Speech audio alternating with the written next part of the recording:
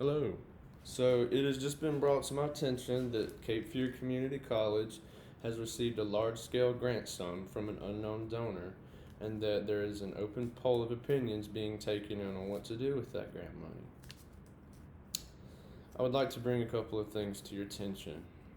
According to CNBC News and Student Loan Hero back in 2018, about 69% of U.S. college graduates from a 4-year school carried an average of $29,800 in student debt, which is quite a large sum. Debt causes hardship during college and after college as students try to mitigate debt as best they can in as many creative ways as they possibly can during college, and after college, hefty payments begin immediately after graduation, whether or not you have a job lined up. Helping the less fortunate mitigate that debt and cost of tuition, fees, books, and materials, and other things would be a very noble use for this grant money. Currently, the financing system at Cape Fear Community College for tuition and fees for students who cannot afford to pay the full amount up front is they are allowed to finance 2/3 of the cost and pay 1/3 in full at the beginning of the semester in order to participate in classes.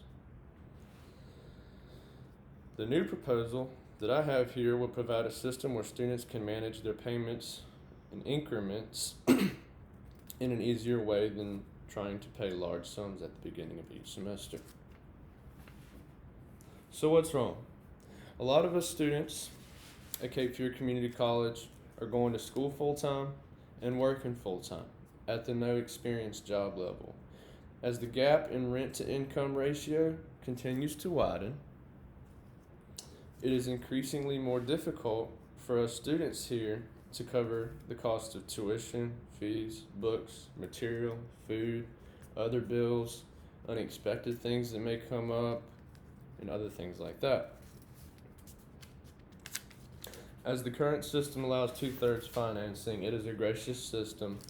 This revision will allow for full financing of tuition and fees cost at Cape Fear Community College for students who cannot afford to pay 1/3 up front.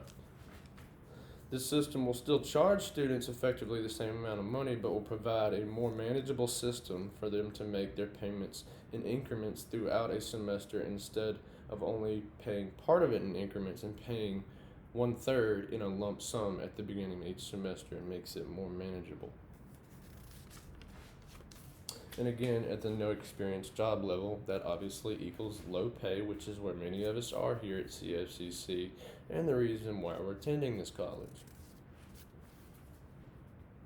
So the solution to this problem of not having the funds in order to cover the cost of school would be to apply for all grants, scholarships from high schools, colleges, and other organizations that you possibly can in order to mitigate those costs. However, not all students will qualify, which is the point of the full financing proposal.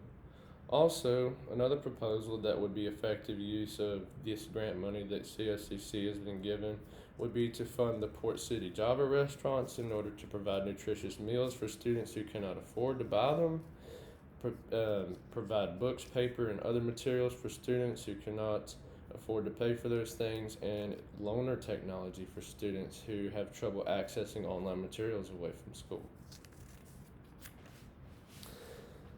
This revision is small in scale compared to the cost of a 4-year university, even such as the University of North Carolina at Wilmington. However, many of us at Cape Fear Community College are attending community colleges because it is already all we can afford.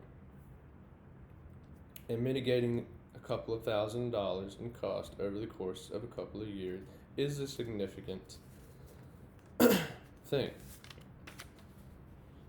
The benefits of this will last way longer than a physical campus improvement for the student, not necessarily for the staff, but isn't the reason that Cape Fear exists for the students anyways.